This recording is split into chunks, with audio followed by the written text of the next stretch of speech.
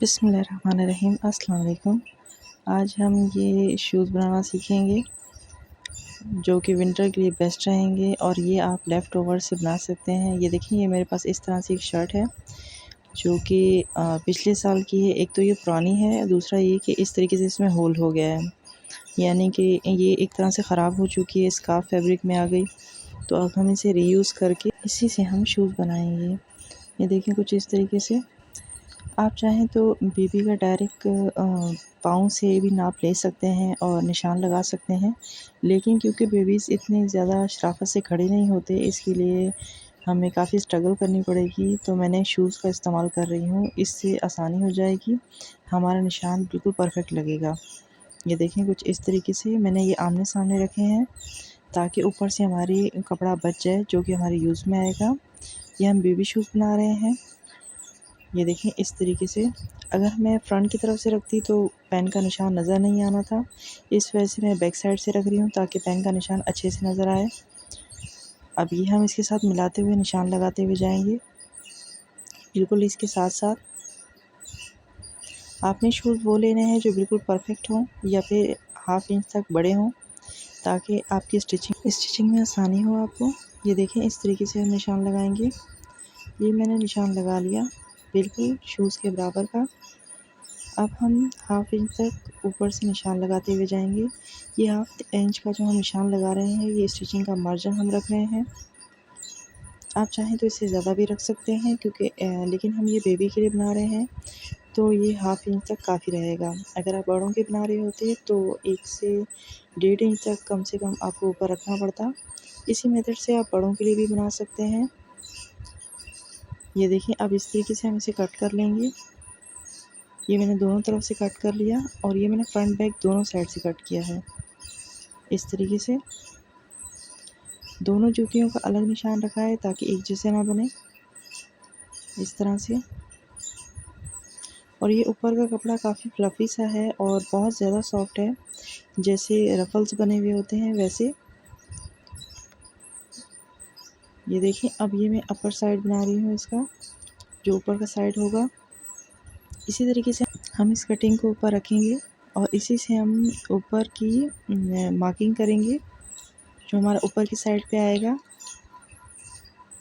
ये मैंने दोनों साइड्स पे रख दिए। ये जो मैंने कपड़ा बचाया था, इसी वजह से बचाया था ताकि हम ये इस तरफ से यूज़ कर सकें, कुछ इस तरीके से। ये देखें, अब हमें कपड़ा जो कटिंग करना है ऊपर के लिए, उसे हम बड़ा करके रखेंगे, यानी कि 1.5 से 2 इंच तक हम इसे बड़ा रखेंगे क्योंकि इस दौरान हमारे पाँव अंदर आएंगे तो थोड़ा सा खुला हमें बनाना होगा। कुछ तो स्टिचिंग में चला जाएगा और बाकी वो परफेक्ट फिटिंग में आ जाएगा। अब देखिए, मेरे पास कपड़ा इतना ज़्यादा नहीं था, इस वजह से मैंने जितना था उतना ही ले लिया। अगर आपके पास हो तो आप कम से कम 1.5 इंच तक ज़्यादा लें। ये देखें, इस तरीके से हम रख कर इसे स्टिच करेंगे। सेकंड भी मैंने कट कर लिया इसी तरह से। ये दोनों कट हो गए।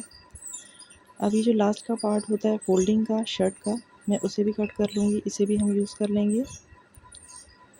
ये देखें, इस तरह करके इसे बराबर करके और सेंटर से हम कट कर लेंगे क्योंकि ये मुड़ा हुआ है और काफ़ी फ्लफ़ी सा है, तो हम इसे अपने शूज़ के सामने फ्रंट की तरफ हम इसे यूज़ कर लेंगे। ये देखिए, मैंने कट कर लिया दोनों के लिए। अब ये मैंने एक सॉक्स लिया है जिसका एक सॉक्स तो मेरे पास है और सेकंड कुछ पता नहीं कहाँ गया। अब मैं इसमें यूज़ कर रही हूँ। अगर बेहतर है कि इसमें हम स्वेटर का इस्तेमाल करें। अगर स्वेटर हो तो बेस्ट रहेगा क्योंकि वो काफ़ी ज़्यादा गर्म होता है और बेबी शूज़ के लिए वो बेस्ट रहेगा क्योंकि इससे पाँव गर्म रहेंगे। लेकिन मेरे पास सॉक्स ही है तो मैं इसी को यूज़ कर रही हूँ। अगर आपके पास इसी तरह कोई लेफ़्ट ओवर हो तो आप इसमें फ़िलअप कर सकते हैं। मैंने स्वेटर का इसलिए कहा क्योंकि वो गर्म होता है, लेकिन मेरे पास सॉक्स था इसलिए मैं इसी को रीयूज़ कर रही हूँ। अगर आप चाहें तो इसे हैंड स्टिच भी कर सकते हैं, लेकिन मैं मशीन से यूज़ कर रही हूँ। देखें, इस तरीके से आप इसे सेंटर में रख कर ऊपर नीचे इस तरीके से आप इसे स्टिच कर सकते हैं। ऊपर के पार्ट के लिए भी मुझे ज़रूरत है, लेकिन ये इस पे काफ़ी नहीं पड़ेगा। मैंने ट्राई की कि ये इस पे पूरा हो जाए लेकिन नहीं हुआ क्योंकि ऊपर का पार्ट थोड़ा सा बड़ा होता है, इस वजह से ये काफ़ी नहीं हुआ, कुछ कम पड़ रहा था ये। ये देखें इस तरह अगर मैं बना भी लेती तो ये बहुत ज़्यादा फिटिंग में बनता और बेबी के लिए कंफर्टेबल नहीं रहेगा, इसलिए मैंने उसे छोड़ दिया। अब नीचे वाली साइड पे हम इसे स्टिच कर लेंगे। मैंने ब्लैक वाले पार्ट को यानी कि सॉक्स वाले पार्ट को नीचे रखा है, येलो वाले पार्ट को मैंने सेंटर में किया और जो फ्लफ़ी वाला है वो मैंने ऊपर रखा ताकि वो सॉफ्ट सा हो। ये सारे निशान जो आपको देख रहे हैं, ये जो कपड़ा ऊपर से फ्लफ़ी वाला कपड़ा है, ये कटिंग हुआ है तो इसकी साइड से जो इसका रुआं सा होता है, ये सारा निकल के इस पे लग गया है। ये सारा हम इसे इस तरीके से स्टिच कर लेंगे कि जिस तरीके से मैं मशीन से स्टिच कर रही हूँ, आप चाहें तो इसी तरीके से सुई धागे की मदद से भी सारा स्टिच कर सकते हैं। पहले आप इन्हें लगा लें पिन अप करके और फिर आप चाहें तो इसे हैंड स्टिच भी कर सकते हैं, या फिर अगर आपको समझ ना आ रहा हो तो आप मुझे बताइएगा, मैं आपको हैंड स्टिच करके भी बता दूँगी, आइडिया दे दूँगी कि उसे किस तरीके से स्टिच करेंगे। और बेस्ट ये है कि अगर आपके पास जीन्स का कपड़ा हो तो वो बेस्ट रहेगा। नीचे और ऊपर की परत के लिए आप जीन्स का कपड़ा यूज़ करें और बीच में कोई सॉफ्ट सा कपड़ा या स्वेटर वगैरह यूज़ करें। उस तरीके से ये है कि वो शूज़ ख़राब नहीं होंगे। ये कपड़े वाले बने हुए हैं, इनका ये तो है कि हम इसे धो भी सकते हैं। अगर आपने 1 से 2 बनाए हुए हैं तो बेस्ट हो जाएगा आपके लिए, आप एक को धो लें और दूसरा यूज़ कर लें। मैंने ब्लैक पार्ट इसीलिए नीचे रखा क्योंकि इस तरीके से मैला नहीं होगा, येलो होता तो बहुत ज़्यादा जल्दी मैला हो जाता। इस वजह से मैंने ब्लैक पार्ट नीचे रखा। अगर आप जीन्स वाला रखेंगे तो वो बेस्ट रहेगा। अब ये साइड वाले हिस्से हैं जो मैंने शर्ट के नीचे से जो मैंने फ्लफ़ी वाले हिस्से काटे कटिंग किए थे, इसे हम इस तरीके से स्टिच कर लेंगे यूँ लगाते हुए। ये फ्रंट साइड से जाएंगे, ये देखिए इस तरह से। आप इसे बिना खींचे स्टिच कीजिएगा, कोशिश करें कि ये पूरा ही लग जाए, पर अगर बच जाएगा तो हम कटिंग कर लेंगे। ये देखिए मैं आपको स्टिच करके दिखा रही हूँ। ये फ्रंट साइड से मैंने पहले साइड पे रखा और फिर मैं इसे घुमाकर पिछला साइड भी स्टिच कर लूँगी। आप चाहें तो एक साथ भी स्टिच कर सकते हैं, लेकिन मैंने आपको दिखाना था इसलिए मैं अलग-अलग स्टिच कर रही हूँ। ये देखें इस तरह से इसे सेंटर में रखते हुए हम स्टिच कर लेंगे और फिर दोबारा मोड़ लेंगे। ये देखें इस तरह से अब हमने मोड़ लिया। अब ये अंदर से बिल्कुल नीट होगा।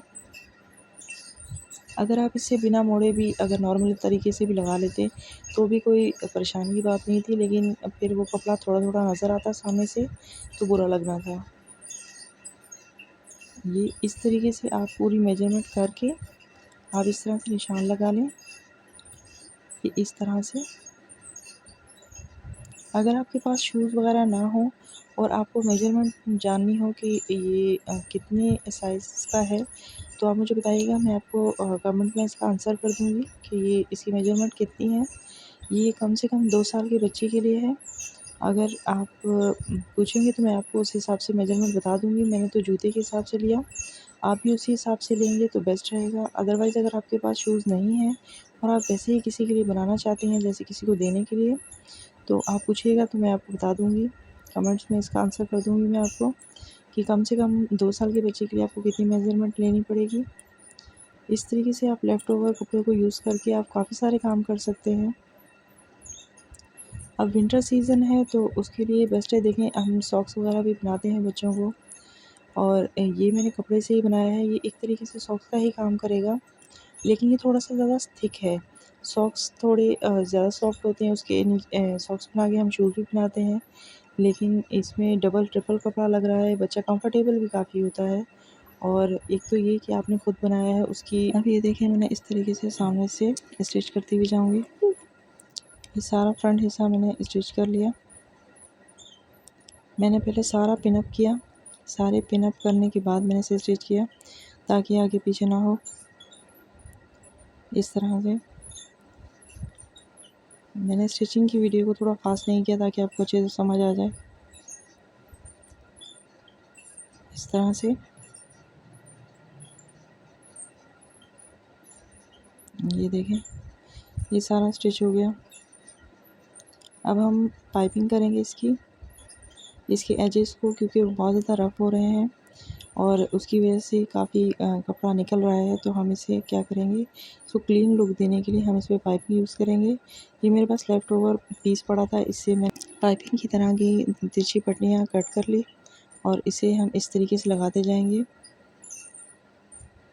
पहले पट्टियाँ मैंने कट की, उनमें मैंने जॉइंट लगाया क्योंकि वो पूरी नहीं आ रही थी। अब हम इस तरीके से पाइपिंग कर दे जाएंगे। तिरछी पट्टी इसलिए लगा रहे हैं ताकि फोल्ड ईज़िली हो जाए और गोलाई वाली जगह से आसानी से लग जाए। इस तरीके से देखें हम लगाते जाएंगे।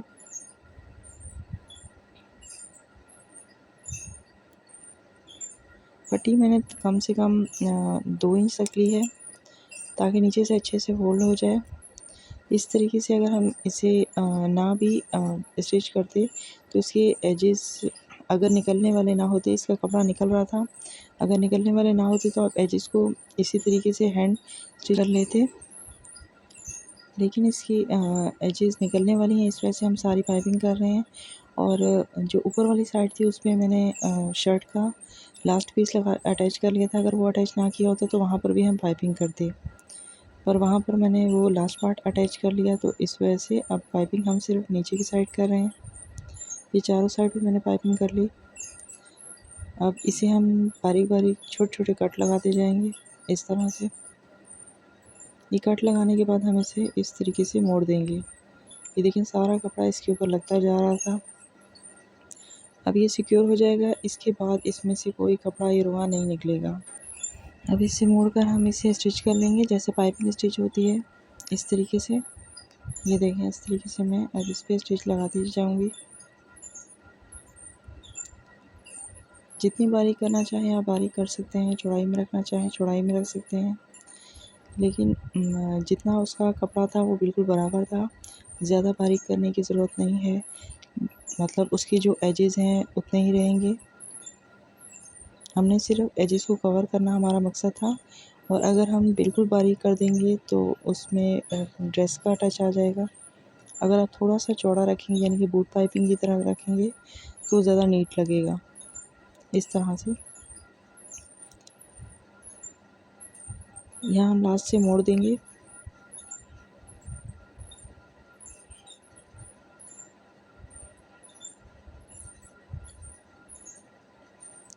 ये फ्रंट से हमने सारा लगा लिया।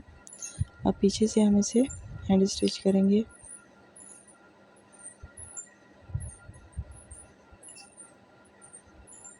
ये देखें सुई धागा मैंने लिया। अब इस तरह से दोनों को मैंने पाइपिंग कर ली है। अब इन्हें मैं हैंड स्टिच कर रही हूँ इस तरह से।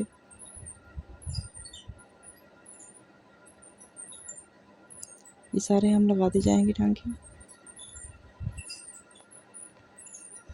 और सारा कपड़ा हम इसी तरीके से फोल्ड करते हुए स्टिच करते जाएंगे।